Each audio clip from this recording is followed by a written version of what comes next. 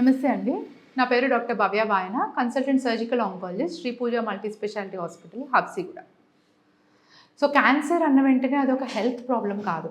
It is more like a lifestyle problem. చాలా effect అవుతాయి.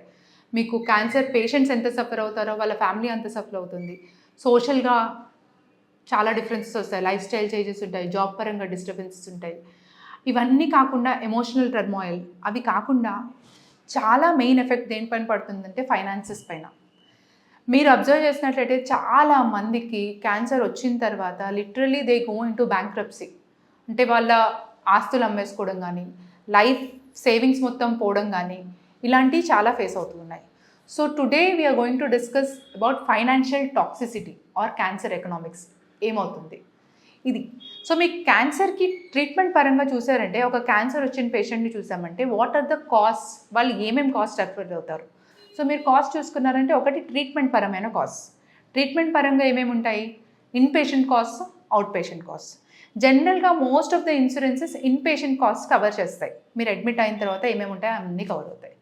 ఈ మధ్య చాలా insurances even out patient diagnostic cost కూడా రీఎంబర్స్ చేసుకునే ఆప్షన్ ఉంటుంది. కానీ జనరల్గా అవుట్ ఆఫ్ పాకెట్ వెళ్ళాల్సి వస్తుంది ఇవి. So out of pocket expenditures out పేషెంట్లో, మీరు ఓపీలో వచ్చారు క్యాన్సర్ అని, మేము స్కాన్స్ చేయిస్తాము, బయోప్సీ చేయిస్తాము, దానిపైన ఐహెచ్సిస్ చేయిస్తాము, పెట్ స్కాన్ చేయిస్తాము. సో ఇవన్నీ కూడా చాలా మటుకు సబ్స్టాన్షియల్ అమౌంట్ ఆఫ్, చాలా అంటే ఎఫోర్డబుల్ సిచ్యువేషన్ వేరు, చాలామంది ఎఫర్ట్ చేయలేని వాళ్ళు ఉంటారు. సో సబ్స్టాన్షియల్ అమౌంట్ దానికి కూడా అవుతుంది అవుట్ ఆఫ్ పాకెట్ ఎక్స్పెండిచర్ కింద. ఇది కాకుండా ఇలా ట్రీట్మెంట్కి, మీకు క్యాన్సర్ ట్రీట్మెంట్ చూసుకుంటే దాంట్లో ఎక్స్టెన్సివ్ పీరియడ్స్, అంటే సంవత్సరం 2 సంవత్సరాలు ట్రీట్మెంట్ అవుతుంది. సర్జరీకి ఛార్జ్ చేస్తాము, తర్వాత కీమోథెరపీకి ఛార్జెస్ అవుతాయి. కీమోథెరపీలో డ్రగ్ కాస్ట్, అవైలబిలిటీ, ఇప్పుడు న్యూయర్ అడ్వాన్సెస్, కొత్త అడ్వాన్సెస్ అంటే చాలా అవైలబుల్ ఉన్నాయి కొత్త advances, so many medications. But limitation ఏంటంటే, లిమిటింగ్ ఫ్యాక్టర్ అఫోర్డబిలిటీ. అవి కొత్త మెడిసిన్స్ కాబట్టి, అండ్ మన మెడిసిన్స్ కావు, we have to import them from some other country. So ఇలా కాబట్టి మీకు దానికి కాస్ట్ చాలా ఎక్కువ ఉంటుంది. ఈ కాస్ట్ అన్ని ఎఫర్ట్ చేయగలమా? దీని తర్వాత రేడియేషన్ థెరపీ, రేడియోథెరపీకి కాస్ట్ ఎఫర్ట్ చేసుకోవడం. సో ట్రీట్మెంట్ అనేది ప్రొలాంగ్ డ్యూరేషన్, ఎక్స్పెన్సివ్, ఇవన్నీ క్యాన్సర్ పరంగా ట్రీట్మెంట్లో ఒక ఫైనాన్షియల్ బర్డన్ కింద కాస్ట్ చేస్తాయి. ఇవి కాకుండా ఇండైరెక్ట్ కాస్ట్ ఏంటివి? ఇండైరెక్ట్ కాస్ట్ అంటే మీకు 1, జాబ్ లాస్.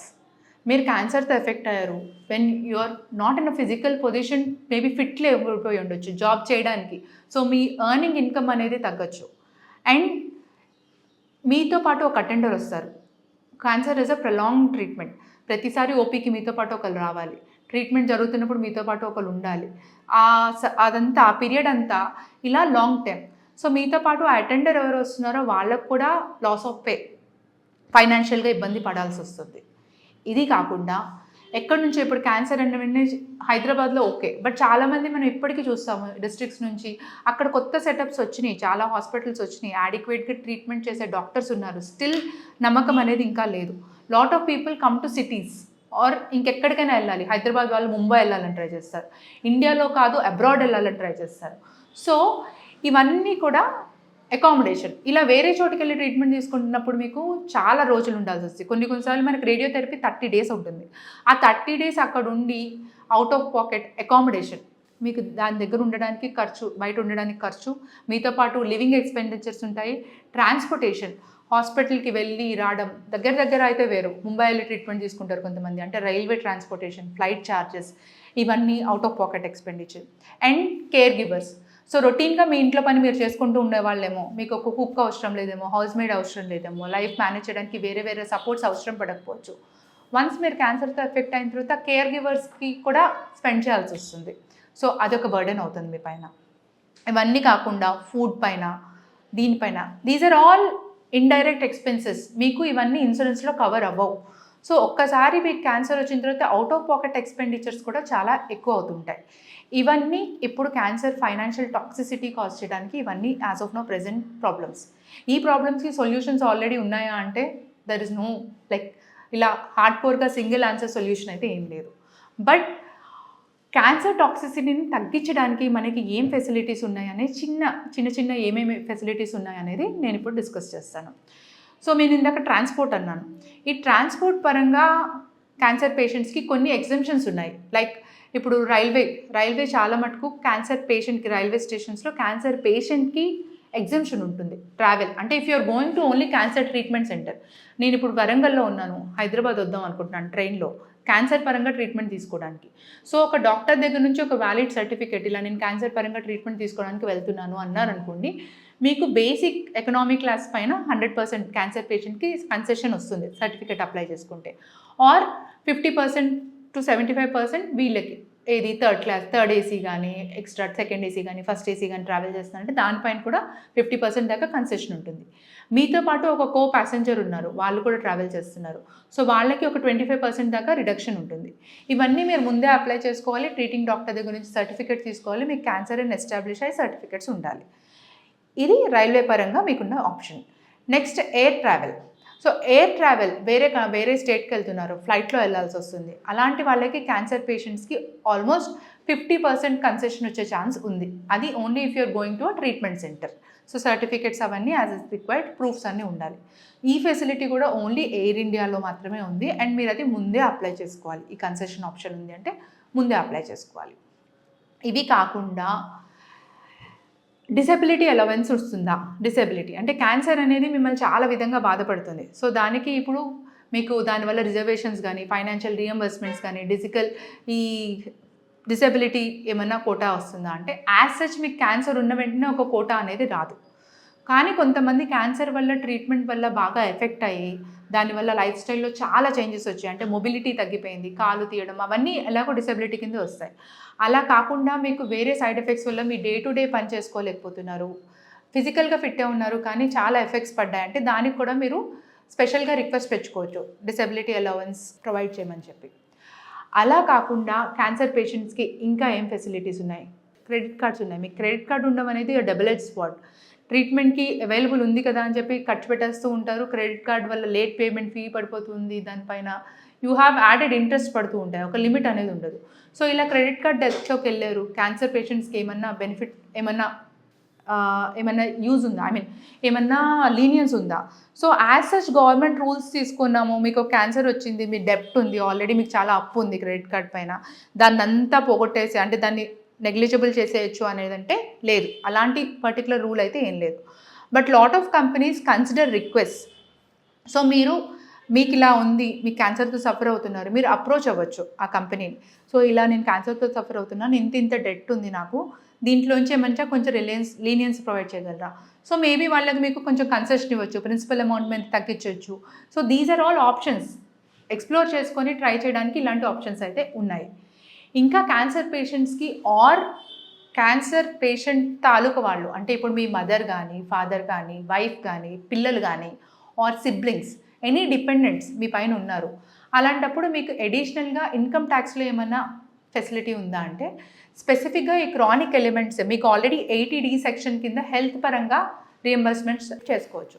అలా కాకుండా ఇంకా ఐటీ రిటర్న్స్ ఫైల్ చేయడానికి 80DDB అనే సెక్షన్ కింద క్యాన్సర్ పేషెంట్స్కి or any chronic elements like AIDS కానీ, డిమెన్షియా కానీ, ఇలాంటి వాళ్ళకి, పార్కిన్సన్స్ కానీ, వాళ్ళకి ఒక లెస్ దాన్ 60 years వాళ్ళకైతే అరౌండ్ 40,000, మోర్ దాన్ 60 years వాళ్ళకైతే అప్ టు 1 lakh, ఇలాంటిది రీఎంబర్స్మెంట్ చేసుకోవడానికి కూడా ఇన్కమ్ ట్యాక్స్లో కూడా ఫెసిలిటీ ఉంది. స్పెసిఫిక్గా ఇన్ అడిషన్ 2 క్లెయిమ్ చేసుకోవచ్చు, 80D చేసుకోవచ్చు, 80DDB కూడా చేసుకోవచ్చు. ఇవి కూడా క్యాన్సర్ పేషెంట్స్కి ఒక ఫెసిలిటీస్. అండ్ ఇండియాలో బిలో పావర్టీ లైన్ ఉండి మీరు క్యాన్సర్కి ట్రీట్మెంట్ ఎఫర్ట్ చేయలేకపోతున్నారు అంటే కొన్ని ఆర్గనైజేషన్స్ ఉన్నాయి, లైక్ రాష్ట్రీయ ఆరోగ్య నిధి అని చెప్పి, or health minister cancer fund కానీ, లేదంటే PM రిలీఫ్ ఫండ్ కానీ. ఇవి కాకుండా కొన్ని వాలంటరీ ఆర్గనైజేషన్స్ కూడా ఉన్నాయి, NGOs, Indian cancer care society, వీళ్ళకి HDFC ఫండ్స్ నుంచి they provide cancer treatment support కూడా ఇస్తుంటారు. ఈ ఇండియన్ క్యాన్సర్ సొసైటీ ఈవెన్ కొంతమందికి ట్రీట్మెంట్ డిలే అవ్వకుండా నేను out patient charges diagnosis cover అవ్వవు అని చెప్పాను చాలామందికి. సో ఎలిజిబిలిటీ ఉన్న పేషెంట్స్కి అప్ టు 25,000 దాకా టెస్ట్ చేయించుకోవడానికి, అంటే క్యాన్సర్ నిర్ధారణ, క్యాన్సర్ అని తేలిన తర్వాత ప్రొవైడ్ చేయడానికి చాలా ఆప్షన్స్ ఉంటాయి. హాస్పిటల్ అడ్మిట్ అయిన తర్వాత ఆరోగ్యశ్రీ వస్తుంది, వేరే ఇన్సూరెన్స్ కవర్ అవుతుంది. కానీ డయాగ్నోసిస్ లేనప్పుడు మీరు కష్టపెట్టుకోవాల్సిన టెస్టులు ఉంటాయి. కొంతమంది అక్కడే ఆగిపోతారు, మనం వచ్చాము ఈ టెస్ట్ ఒక 15,000 ఉందనుకుంటే అక్కడ అది ఎఫర్ట్ చేయలేక ఆ టెస్ట్ కూడా చేయించుకోలేరు. సో అలాంటి టైంలో కూడా ఇలాంటి ఏజెన్సీస్ మీకు హెల్ప్ చేస్తాయి, క్యాన్సర్ డయాగ్నోసిస్ కూడా ఫండ్స్ ఇవ్వడం అనేది చేస్తుంది. ఇలాంటి NGOs కూడా చాలా ఉన్నాయి. అవి కాకుండా నెక్స్ట్ ఆప్షన్స్ ఇంపాక్ట్ గురు, ఇలాంటి వాటిలో క్రౌడ్ ఫండింగ్, రైజ్ చేసుకోవడానికి ఫండ్స్, ఇవన్నీ దేర్ ఆర్ సమ్ ఆప్షన్స్ మీరు ఎక్స్ప్లోర్ చేయొచ్చు. అండ్ కీమోథెరపీ పేషెంట్స్కి కూడా పేషెంట్ అసిస్టెన్స్ ప్రోగ్రామ్స్ అని కూడా ఉంటాయి. పెద్ద పెద్ద ఫార్మా కంపెనీస్ డైరెక్ట్గా very costly medications, very important or క్రానిక్గా వాడుతున్న మెడిసిన్స్ మీకు దాన్ని తగ్గించి కాస్ట్ ఇవ్వడం కానీ, ఒకవేళ 2 కొంటే 1 ఫ్రీగా ఇవ్వడం కానీ, లేదంటే సబ్సిడైజ్డ్ కాస్ట్లో ఇవ్వడం కానీ, ఇలాంటి ఫెసిలిటీస్ అన్నీ ప్రొవైడ్ చేస్తాయి. ఇవన్నీ మీరు ఈజీగా అయిపోతాయని మాత్రం అనుకోకండి. చాలా లాంగ్ టైం టేకింగ్. దానికి అప్లై చేసుకోవాలి, దాన్ని వెనుకబడాలి, దాని పాలసీ, దాని రూల్స్ ఉంటాయి. So it is not a easy process. కానీ అబ్సల్యూట్లీ రాదా అంటే వచ్చే అవకాశం ఉంది. సో మన ఇండియాలో as of now I feel it is beautifully structured. మీరు డబ్బులు రూపాయి కూడా ఖర్చు లేకుండా గవర్నమెంట్ హాస్పిటల్లోకి వెళ్ళి అన్ని బెస్ట్ ఫెసిలిటీస్, మీరు నమ్మరు, వాట్ ఎవర్ మెడికేషన్స్ బయట వెరీ అడ్వాన్స్డ్ మెడికేషన్స్ కొన్ని 2 లక్షలు 3 లక్షలు ఉన్న మెడిసిన్స్ కూడా మీకు చాలా గవర్నమెంట్ ఇన్స్టిట్యూట్స్లో ఫ్రీ ఆఫ్ కాస్ట్లో కూడా ఇస్తుంటూ ఉంటారు. సో అవన్నీ మీకు అర్థం కాదు. సో చాలా ఇన్స్టిట్యూట్స్లో మీకు ఈ ఫెసిలిటీస్ ఆల్రెడీ ఉన్నాయి. ట్రస్ట్ హాస్పిటల్స్ ఉన్నాయి. సో అండ్ మిడిల్ క్లాస్కి అఫోర్డబుల్ చేయడానికి మిడిల్ క్లాస్లో సంబంధించిన హాస్పిటల్స్, ఆరోగ్యశ్రీ ఉంది. అండ్ ఈ మధ్య హైదరాబాద్లో ఆరోగ్యశ్రీ చాలా ఇన్స్టిట్యూట్స్లో యాక్సెప్ట్ చేస్తున్నారు. There are some issues going on recently, but చాలా మటుకు మీకు అట్లీస్ట్ రేడియోథెరపీ చాలా ఆరోగ్యశ్రీ టీచింగ్ హాస్పిటల్స్ ఉన్న మల్లారెడ్డి హాస్పిటల్ కానీ, ఇంకా అపోలోలో కానీ, కిమ్స్లో కానీ, ఇలాంటి చాలా హాస్పిటల్లో రేడియోథెరపీ ఆరోగ్యశ్రీలో ఫ్రీగా ఇస్తున్నారు, యశోదాలో కానీ. సో మీరు జస్ట్ అప్రోచ్ అయ్యి ఫస్ట్ ఆప్షన్ ఉందా లేదా అని కనుక్కోవాలి. ఇంకా ఎంఎన్జే క్యాన్సర్ హాస్పిటల్ లాంటి, బసవతారక క్యాన్సర్ హాస్పిటల్ ఇలాంటి వాటిలో ఆల్రెడీ మీకు నిమ్స్ అని కానీ ఇవన్నీ ట్రస్ట్ హాస్పిటల్స్లో మీకు ఆల్రెడీ చాలా బెటర్ ఫెసిలిటీస్ ఉంటాయి. సో ఇండియాలో క్యాన్సర్ వస్తే ఫైనాన్సెస్కి ఇబ్బంది పడి క్యాన్సర్ ట్రీట్మెంట్ తీసుకోకుండా ఉండాల్సిన అవకాశం తక్కువ. మీరు ట్రై చేస్తే there are multiple ways in which cancer financial toxicity reduce చేసుకోవచ్చు. దీనికి ఫస్ట్ ఏంటి, ఈ ప్రాబ్లమ్స్ ఉంటాయి, ఈ ఆప్షన్స్ ఉన్నాయని మీకు తెలియాలి. దీనికి మీరు మార్గం చూపించుకొని అప్లై చేసుకోవాలి. సో ఇంకేమన్నా బెనిఫిషియల్ ఇన్ఫర్మేషన్ మీకు తెలిసినట్టయితే which can help cancer patients, including some organizations కొంతమంది వాలంటరీగా కొలాస్టమీ బ్యాగ్స్ ఇస్తూ ఉంటారు, విగ్స్ ఇస్తూ ఉంటారు.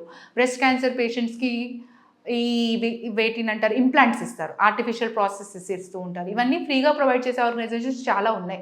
ఇలాంటి డీటెయిల్స్ మీకేమైనా చేసి మీరు క్యాన్సర్ పేషెంట్స్కి హెల్ప్ చేయాలనుకుంటే కామెంట్ సెక్షన్లో కామెంట్ చేయండి. ఇంకెవరికైనా యూస్ఫుల్ అవ్వచ్చు. Thank you.